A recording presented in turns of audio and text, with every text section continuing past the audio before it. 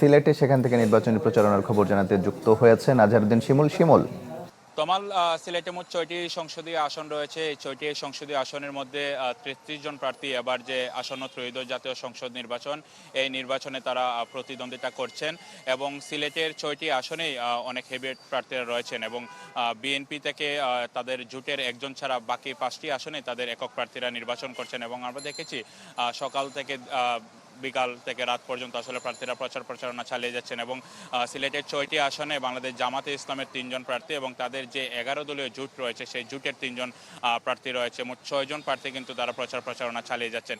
এছাড়া যে অন্যান্য রাজনৈতিক দলগুলো রয়েছে, বিশেষ করে ইসলামী আন্দোলন, বাংলাদেশের কমিউনিস্ট পার্টি, বাংলাদেশের সমাজতান্ত্রিক দল বাসদ এবং মার্ক্সবাদী, তারাও প্রচারণা চালিয়ে যাচ্ছেন। এবারের যে নির্বাচন, এই নির্বাচনে কিন্তু ২৯ লাখেরও বেশি ভোটার সিলেটের ৬টি আসনে তাদের ভোট প্রদান করবেন এবং প্রার্থীরা আসলে নানা ধরনের প্রতিশ্রুতি দিচ্ছেন। যারা সাধারণ ভোটার রয়েছেন, ভোটারদের সাথে আমরা কথা বলেছি, ভোটাররা বলছেন যে যেহেতু একটি পট পরিবর্তনের পরে নির্বাচন হচ্ছে, তারাও আসলে চেষ্টা করবেন যারাই তাদের পাশে থাকবেন তাদেরকে তারা আসলে ভোট দিয়ে জয়ী করবেন। এছাড়া প্রার্থীরা স্থানীয়ভাবে অনেকগুলো তারা প্রতিশ্রুতি দিচ্ছেন, বিশেষ করে যেগুলো রাস্তাঘাট সমস্যা, বেকারত্ব দূর করেন সহ নানা ধরনের তারা আশ্বাস দিচ্ছেন। তবে এই নির্বাচনে আমরা কথা বলেছি রিটার্নিং কর্মকর্তার কার্যালয়ে, তারা বলেছেন যে এখন পর্যন্ত আচরণবিধি লঙ্ঘন কোনো প্রার্থী তেমনভাবে করেনি এবং যারা প্রার্থীরা রয়েছেন তারাও আচরণবিধি মেনে চলছেন বলে রিটার্নিং কর্মকর্তা কার্যালয় থেকে আমাদেরকে জানানো হয়েছে। আপনাদের জানিয়ে রাখি যে স্বাধীনতার পর থেকেই সিলেটের এক আসন নিয়ে একটি মিথ রয়েছে যে সিলেটের এক আসনে যে দল পাশ করে সে দলের প্রার্থী পাশ করে সে দলই সরকার গঠন করে। তবে আবার দেখার বিষয় হচ্ছে, যেহেতু পট পরিবর্তনের পর একটি তারুণ্যের অভ্যুত্থানের পর এই নির্বাচনটি অনুষ্ঠিত হচ্ছে, এই যে মিথটি রয়েছে, মিথটি আসলে কার্যকর কোনো ভূমিকা রাখে কিনা। সব মিলে আসলে এবার যে সিলেটে কিন্তু নারী প্রার্থীর সংখ্যাও আমরা দেখেছি খুবই কম। সিলেটের যে ৬টি আসন রয়েছে, এই ৬টি আসনে মাত্র একজন নারী প্রার্থী আবার নির্বাচন করছেন। বাকি যারা ৩২ জন প্রার্থী রয়েছেন তারা সবাই পুরুষ।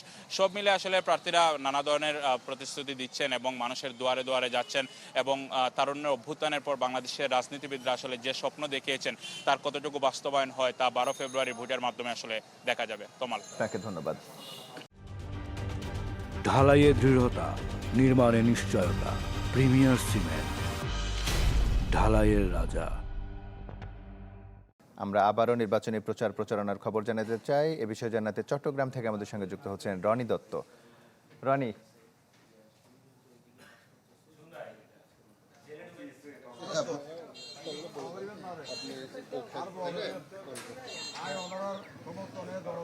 রনি শুনতে পাচ্ছেন?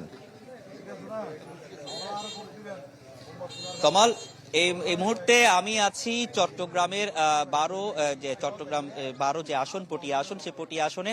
তো এইখানে আসলে এই মুহূর্তে প্রচারণা যিনি চালাচ্ছেন তিনি হচ্ছেন বাংলাদেশ ইসলামী ফ্রন্টের সৈয়দ এয়ার মোহাম্মদ পেয়ারু। তিনি বিভিন্ন মানুষের কাছে যাচ্ছেন।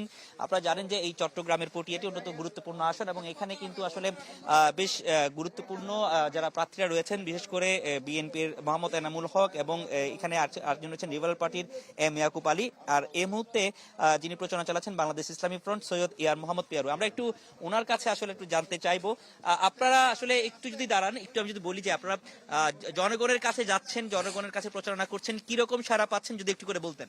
আলহামদুলিল্লাহ, আমি তো আগেই বলেছি যে এটা আমার প্রচারণার কততম মনে নাই অবশ্য। এটা হচ্ছে আমার ইউনিয়ন। আমি ৯ নং বরলিয়া ইউনিয়নের অধিবাসী। এটা আমার ইউনিয়নের অংশ। এটা ৪ নম্বর। মানুষের কেমন সাড়া পাচ্ছেন পটিয়া? আলহামদুলিল্লাহ, আমি যেখানেই যাচ্ছি মানুষ আমাকে যথেষ্ট সমর্থন দিচ্ছে। আমি হিন্দু, বৌদ্ধ, খ্রিস্টান সকল জাতি ভেদাভেদ ছাড়া টোটাল মানুষ আমার পক্ষে ইনশাআল্লাহ কথা বলতেছে। সবাই আমাকে দোয়া করতেছে আল্লাহ যেন আমাকে শেষ পর্যন্ত আল্লাহ আমাকে কামিয়াব করেন। এই দোয়াটুকুন আমি আপনাদের কাছে চাই এবং পটিয়ার জনসাধারণের কাছে চাই। ধন্যবাদ আপনাকে। আমরা দেখছিলাম যে সৈয়দ এয়ার মোহাম্মদ পেয়ারু তিনি আসলে প্রচারণা চালাচ্ছেন। এছাড়া বিএনপির যে প্রার্থী রয়েছেন এবং এলডিপি যিনি প্রার্থী রয়েছেন তারাও প্রচারণা করবেন। তারা কিছুক্ষণ পরে হয়তো তাদের যে প্রচারণা তারা কিছুক্ষণ পরেই বেরোবেন বলে আমাদেরকে জানিয়েছেন। তো এই ছিল এখানকার সবশেষ অবস্থা। কামাল, রনি আপনাকে ধন্যবাদ। আবারও নির্বাচনী প্রচারণার খবর জানাতে চাই। বিষয় জানাতে খুলনা এবং মুন্সিগঞ্জ থেকে যুক্ত হচ্ছেন দুজন সহকর্মী। প্রথমে চলে যেতে চাই খুলনায় বেল্লাল হোসেন সজলের কাছে। সজল,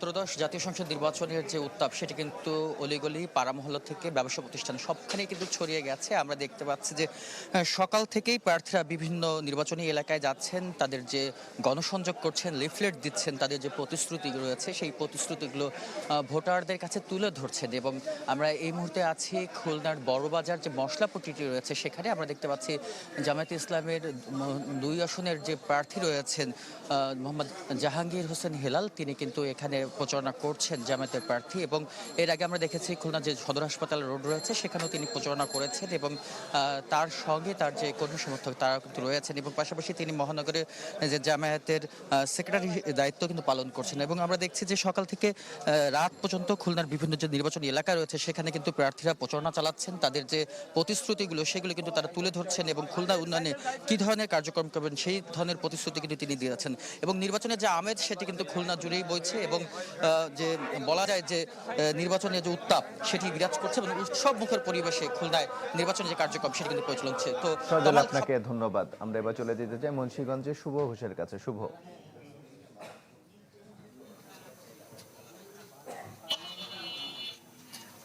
তামাল, লৌহজং ও টঙ্গিবাড়ি উপজেলা নিয়ে গঠিত মুন্সিগঞ্জ 2 আসনে কিন্তু প্রচারণা একেবারেই জমজমাট হয়ে উঠেছে। এখানে কিন্তু সকাল থেকেই সন্ধে পর্যন্ত প্রার্থীরা জমজমাট প্রচারণা চালিয়ে যাচ্ছেন, ভোটারদের দ্বারে দ্বারে যাচ্ছেন, ভোট প্রার্থনা করছেন। বিশেষ করে 3,78,000 ভোটারের এই সংসদীয় আসনে ভোটারদের সংকট, সমস্যা ও প্রত্যাশা পূরণে তারা কাজ করার নির্বাচনী ইস্তেহার ও প্রতিশ্রুতি কিন্তু তারা দিচ্ছেন। আমরা এই মুহূর্তে আমাদের সাথে রয়েছেন এই আসনের 11 দলীয় জোটের একমাত্র মুন্সিগঞ্জ জেলার এনসিপি প্রার্থী মাজেদুল ইসলাম। আপনার কাছে ছোট্ট একটি প্রশ্ন থাকবে, আপনি এই জেলায় এনসিপির একমাত্র প্রার্থী, এই ক্ষেত্রে ব্যক্তিগতভাবে নিরাপত্তার কোনো শঙ্কা দেখছেন কিনা? ভোটারদের দ্বারা দ্বারা যাচ্ছেন, মাঠ পর্যায়ের পরিস্থিতি কি দেখছেন? আসলে শঙ্কার জায়গা তো আছেই। এখন পর্যন্ত ওরকম কোনো বাহ্যিক থ্রেট আমি দেখছি না। বাট কিছু কিছু জায়গায় আমার অফিস নিতে কিছু সমস্যা হচ্ছে, হয়তো সামনে এটা আরো বাড়তে পারে। কিন্তু টাইম টু টাইম আমরা প্রশাসনের সাথে যোগাযোগে আছি, আমরা আমাদের কনসার্নের জায়গাগুলা জানাচ্ছি এবং তারাও আগের চেয়ে অনেক বেশি অ্যালার্ট।